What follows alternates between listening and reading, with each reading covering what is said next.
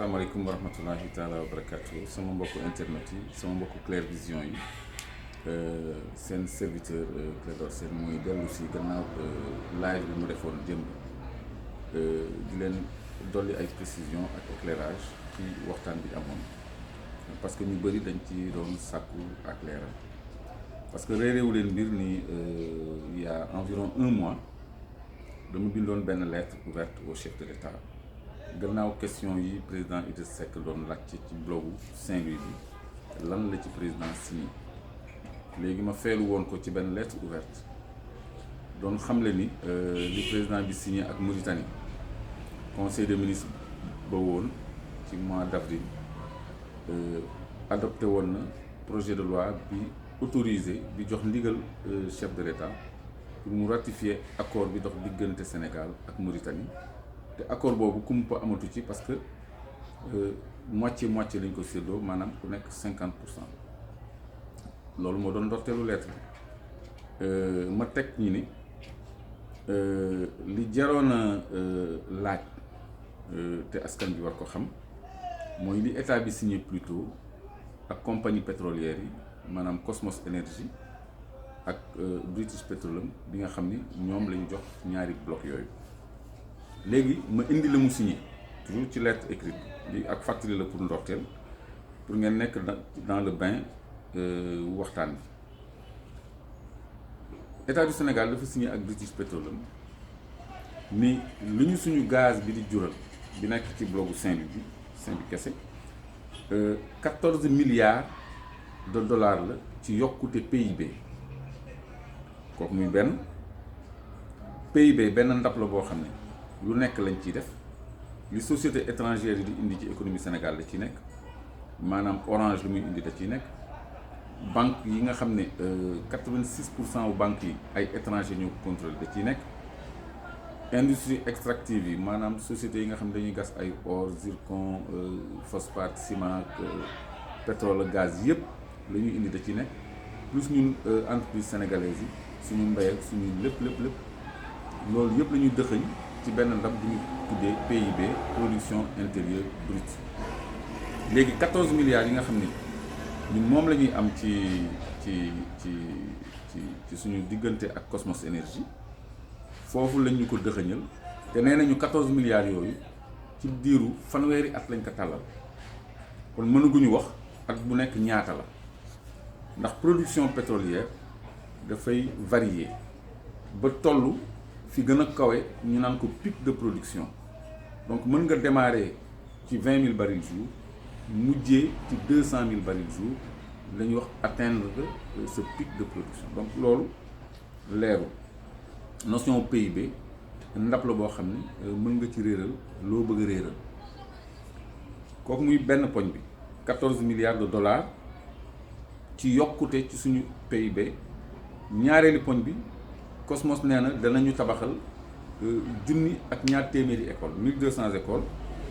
danañu tabaxal fanweeri hôpitaux 30 hôpitaux danañu tabaxal 8000 kilomètres de route goudronnée juróom-ñetti junni kilomètres tali danañu ko tabaxal te dana am lenn ci gaz bi loo xam ni dañ koy jox Senelec pour mu defal ci courant donc loolu mooy li président Macky Sall signé ak directeur Cosmos Energy ak Boun Abdallah Dionne premier ministre donc loolu ak fàttali la parce que dama ko bindoon ci lettre pour mu des léegi ma tegoon toujours ci lettre bi ni ñun de accord boobu daf ñu jaaxal ndax contrat bi ñu lié ak Cosmos mu ngi tudd contrat de recherche et de partage de production maanaam contrat wu saytu la produire ba noppi séddoo la ñu am te ci séddoo bi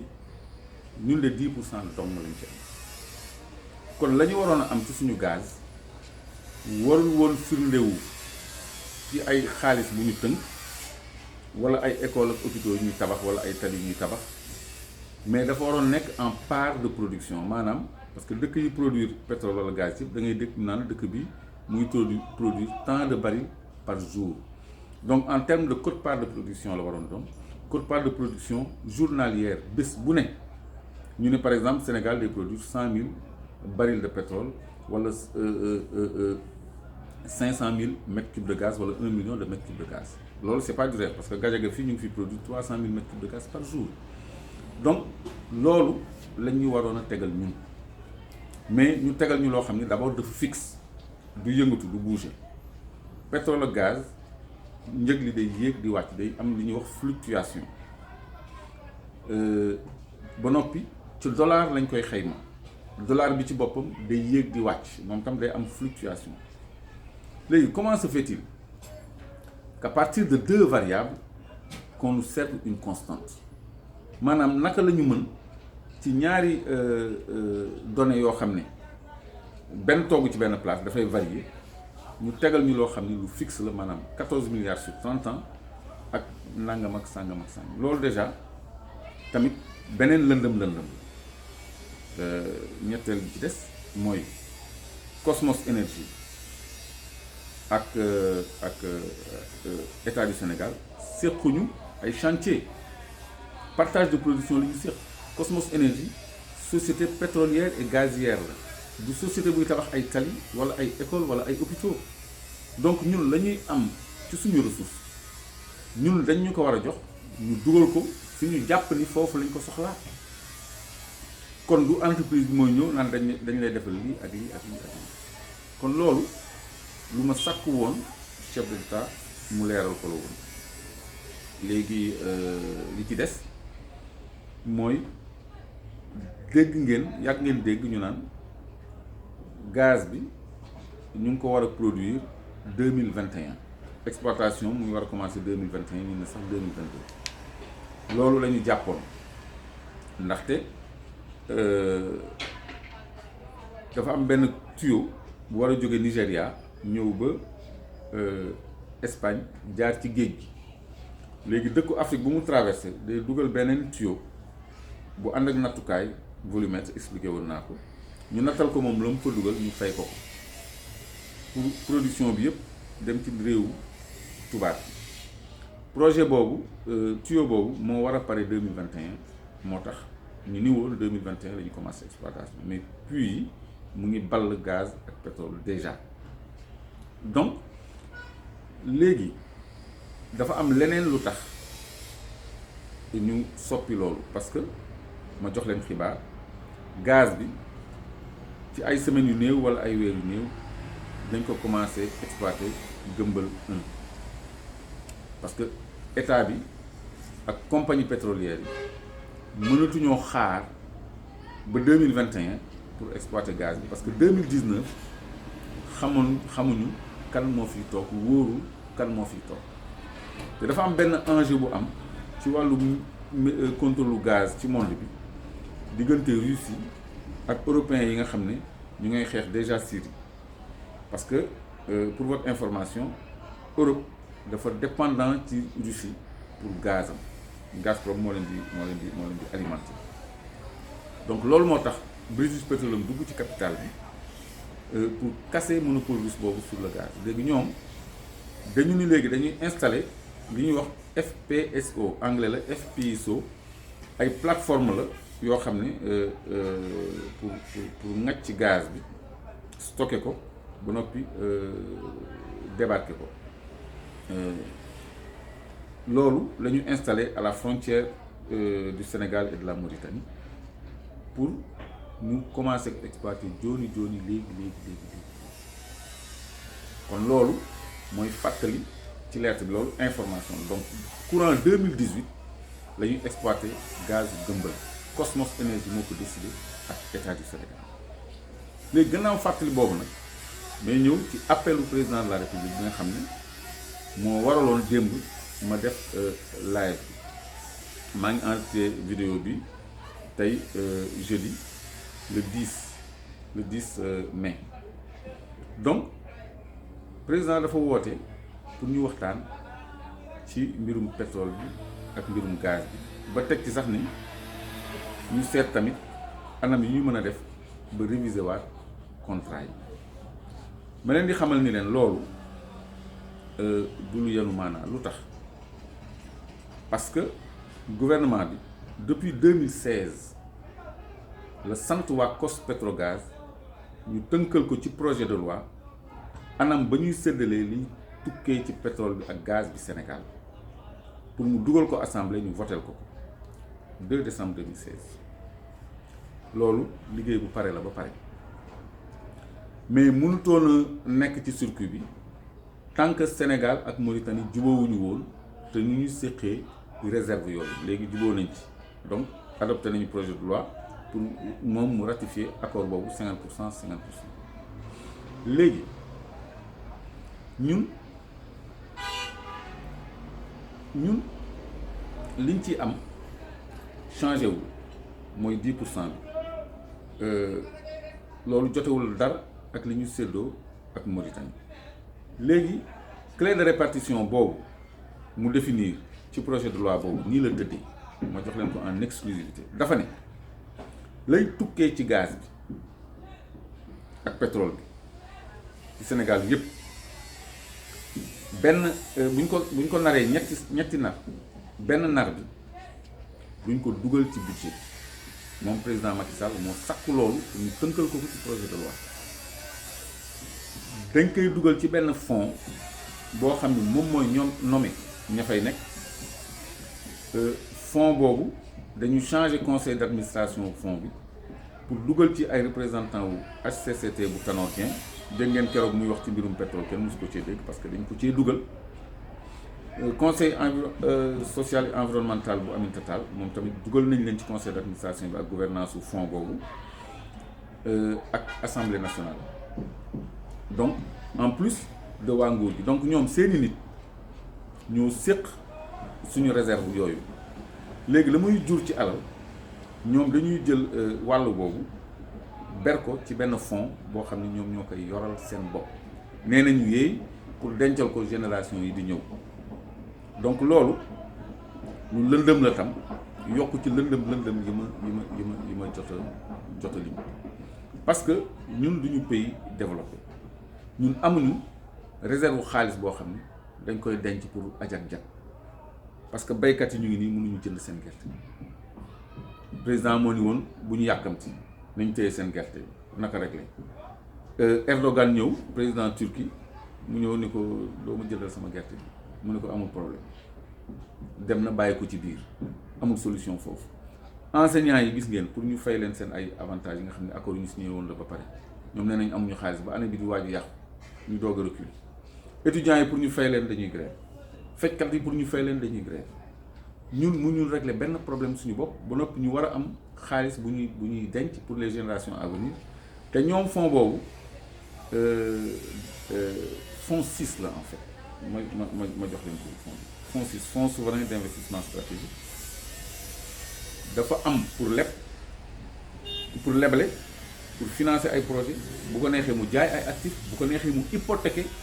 suñu moomeel ñun actifs yi ñu am ci compagnie pétrolière yi fonds 6 boobu am na latitude ak liberté hypothéquer tey la am na liberté financer ay projets am na liberté lebal ay nit te président Macky Sall nee na man maa leen koy jot li firnde yi dina ñëw ci conférence de presse bi may ñëw joxe président Macky Sall nee na gouvernement bi mën na di ci leb xaalis ci fonds boobu moo ko wax naa leen ko jottali nee na yeneen nit sax mën nañ leen ci lebal ci ay conditions yu gën a oyof waaye léegi loolu ñu teg ko fan donc loolu lay dénoncer donc moom loolu lay doyee opposition bi parce que waxuma sax ci yeneen ñaari nar yi des yeneen ñaari nar yi des benn bi dañu ni dañ koy dépenser encore ñoom maanaam day dugg ci budget d'investissement de fonctionnement seeni salaire seeni oto seeni mission seeni yooyu la ci lay dooleeku nar bu mujj bi rek mooy dem ci investissement donc benn nar bi dañ koy dépenser beneen bi nee nañu dañ koy ber ci seen kees googu léegi ba ca des moom la ñuy liggéeyal yi waaw loolu ñu teg ko fan léegi ñu bëgg assemblée nationale voté loolu ñu bëgg ci caution parti politique yi pour ni ñoom woote nañu waxtaan kon décidé wuñ ñoom kenn décision dëkk bi la Sénégal ñoo d'accord loolu donc assemblée nationale ak seen majorité bi ñu am nar a voté loi boobu mu jàll loolu bi mu ko paree dafa yàgg dinaa leen indil firnde ni bi mu ko paree depuis 2016 la ci conférence de presse bi ñuy dëgmal bi Claire Vision Gindi Askan bi di dëgmal naa leen indil firnde ci terme de accord yi ma wax ci 14 milliards yeeg tali yeeg hôpitaux yi ñu signé Cosmos naa leen indil preuve ci loolu yëpp ak contrat yi ak concession yi ak lépp li nga xam ne ñoom xaatim nañ ko ak compagnie pétrolière donc loolu mooy motiver woote président de la République pour que opposition bi ñëw ñuy cité parce que moom moo fi ñëwoon ci ay affaire pétrole faalewu ci kenn bu ñu demee bu ñu neexee ñu porter plainte ba xaw ma fan planète Mars xaw ma waaw léegi mu jékki-jékki di woote donc am na lu ci lalu ala kulli alim moom li mu bëgg da koy def dina am toujours ay politiciens yoo xam ne dinañu ko ñëwal pour cautionner ko pour mu mën sur le plan international justifier ni waa Sénégal ñoo ci d'accord moo tax Claire Vision Gindi Askan bi fas yéene joxe ci fan yi néew conférence de presse indi firnde yi li may wax nii yëpp teg ko ci table bi pour que politicien bu nar a dem nguy ji mu xam liñ koy woowee lan la parce que wax buy tegu ci ay firnde yoo xam ne ñoom ñëpp dañ koy am incha allah lay doon léegi nag bu boobaa ñu xam ni ku wuyu ji bëgg a séddu foofu xaalis bi mu gaañ mu nga fa waaye askan bi bu boobaa dina ràññee ñi ànd ak moom ak ñi àndul ak moom loolu mooy enjeu bi te firnde yooyu dinañ ko teg ci table bi diffuser ko ñëpp dinañ ko am dara lootu ci nëbbu parce que lii lu doy waar la ci suñu alal te amul presse bu ci wax déggu leen ko amul homme politique bu ci taxaw gisagu leen ko société civile bi dégguñu leen ci moo tax d'ores et déjà Claire Vision mu ngi woote pour nit ñi mobiliser wu bés bu projet de loi boobu naree jàll assemblée xanaa dina leen jaral lu ëpp lim leen jaraloon pour parrainage bi bañ a jàll parce que lii suñu alal la suñu avenir bi kon kenn amul droit d'autorité téq ci budget bi le tiers de nos revenus pétroliers et gaziers parce que dafa am lu ñuy wax règle et principe budgétaire bu mayewul lenn ci dépense wala recette nekk en dehors du budget en dehors de l'inscription au budget loolu du yoon même moo ko njëkk a dàq donc am nañu jumtuwaay yu bëri pour bañ loolu parce que loolu la ñuy préparer loolu mooy waaj a am kon nañu retenir ni 2018 bi la ñuy exploiter gaz bi président Macky Sall dafa am délai fin du mois pour dugal projet de loi am parce que léegi ñu commencé exploitation bi te texte yi dafa war a pare loolu mooy woote bi parce que contrat yi jubluwu ci ñu renégocier ko xëy na ci ay affaire redevance fiscale yooyu xëy na la bëgg a def ay petits réaménagements mais les termes du contrat ci boppam du loolu moo nekk en cause léegi nag lépp mënuñu ko wax ci benn vidéo deuxième partie bi dañu gën a indi ay leeral mais d'ores et déjà xam leen ni rek woote boobu ñu ngi ci jublu jàllale benn projet de loi buy may président Macky Sall mu téq le tiers de nos avoirs pétroliers et gaziers logé ko fonds 6 ba noppi ñoom nee nañu dañ ci lépp ci jamono joo xam ne moom ci garantir réserve yooyu la lépp eurobond emprunt obligataire 1200 milliards ñu ëpp na ko loolu liquidité la liquide boo xam ne dugg si na ba pare léegi li ñuy am ci pétrole beeg gaz mais rakkam moo uuf suñu caisse parce que caisse de dépôt et consignation fa la liquidité bi di nekkul trésor caisse de dépôt et consignation fa la suñu alal di nekk Aliou Sall moo ko uuf waaw moom mi nga xam ne bañ ko fa tegee sax ak poste yi mu am yëpp salaire am doyu ko ba mu bëggoon ko doubler comme mag ji rek ni ko palais bi doyul ba mu bëgg a def beneen palais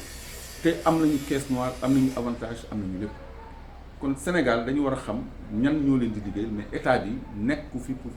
liggéeyal Sénégalais yi parce que foo mënee am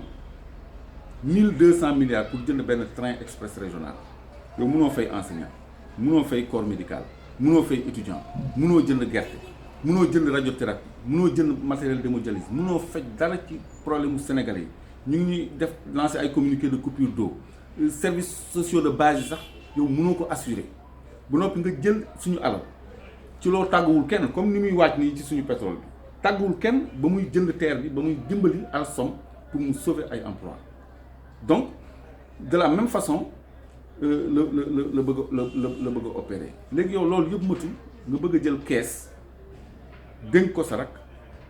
jël suñu ceeru revenu téq ko dugal ko foofu ba noppi nga ni da ngeen ciy leb da ngeen ciy finance da ngeen ciy def comme mais ñun loolu du yoon te warul jàll. kon j'appelle tout le monde ñu déglu toog xaar di ngeen am ay informations yu gën a leer comme ça ñu mën a taxawandoo ñun ñëpp bañ loolu.